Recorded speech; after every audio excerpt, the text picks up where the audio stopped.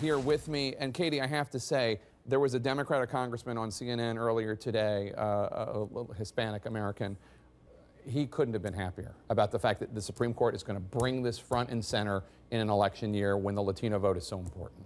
Yeah, it is very important, and without a doubt, if our campaign, the Romney campaign in 2012, had done better with Latino voters, then we likely would have won the White House. And, you know, I think Republicans are sort of whistling past the graveyard if they think that the way they treat this important segment of the voting public has no ramifications. I think they're just fooling themselves. Let's turn back, if we can, to the Democratic race, Ben, because I have to say, we were sitting there watching Jeff's piece, and you have Bernie Sanders speaking, very emphatically about the revolution he wants to bring and universal health care, et cetera. And then you have Secretary Clinton making arguments that were very similar to what she said in 2008 about let's get real, compromise is necessary, there are certain political realities. Do you worry at all that, or I don't know if you worry at all or not, but I mean, is that going to end up with the same result for her? Losing Iowa? You know, I actually think it's a more effective argument against Bernie Sanders because President Obama was somebody who ran on a message of taking on long-standing challenges that the country had faced and finally tackling those problems. And Bernie Sanders is a purist who's been shouting from one aisle in Congress across the other aisle. So I think it could have a bigger impact. It also looks like Sanders has gotten a little bit off message. Anytime you get a candidate reading their poll numbers from the stump, it becomes a little bit of an echo chamber campaign instead of reaching people. But look, they've got about an even chance of winning the state of Iowa right now. And Katie, let me just ask you before I go to Dana, the electability argument. Do you buy it? Do you think Bernie Sanders is a tougher Democratic opponent than Hillary Clinton? No, I think that a candidate that's willing to shift to the middle as much as Hillary Clinton has proven she's willing to probably is tougher in a general election. And I think that many primary voters are receptive to that. I think that that was an argument that Governor Romney used effectively in the primaries last time around. But the bigger concern is I think that Hillary is just stale. I think this is a message that she touted over and over again in 2008. It wasn't particularly effective, and I just think it's sort of stale, and people are looking for something new, and they don't seem to be all that into Hillary Clinton.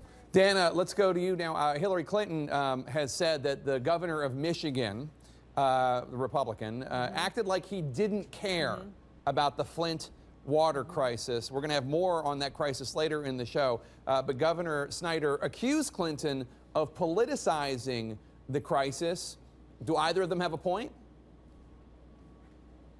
I think they both have a point. Of course, everything right now is political, but at the same time, when you're governor of a state and you have that kind of crisis that is going on where children are sick, other people are sick, and goodness knows what diseases they could have down the road because of the lead in the water, the cold wind, then yes, the governor of the state has culpability. There's no question. I actually asked John Kasich about it a short while ago because he too is a chief executive of a state. He said that he does not think that Rick Snyder should resign. Of course, Kasich is a fellow Republican governor, so that's not surprising. But of course, everything right now becomes political, for better or worse. And sometimes, when things do rise to the political level, when they're as important as this, it could have benefits because it could mean that they're in the spotlight and the people there could get help faster. Ben, before you go, I have to ask you, Jim Clyburn, the dean of the Democratic congressional delegation in South Carolina, he says that if Hillary Clinton loses Iowa and loses New Hampshire, she might really be in trouble in South Carolina, even though the Clinton campaign is trying to reassure people that she has a firewall because she has such strong support among minorities and in the South. Is he right?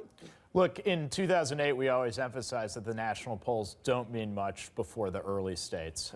And Iowa's an early state and South Carolina's an early state. So I'd expect some tightening in South Carolina. That being said, Bernie Sanders has not proven that he's able to reach a diverse coalition at this point. He has the support of some young people in the Obama coalition, but he hasn't shown a ton of support among African Americans or Latinos yet, and that may be a little bit of a firewall for Clinton. Yeah, it's something like he is, I think, 18% among South Carolina African Americans to Clinton with all the rest. It's not very competitive. Ben LeBolt, Katie Packard, Dana Bash.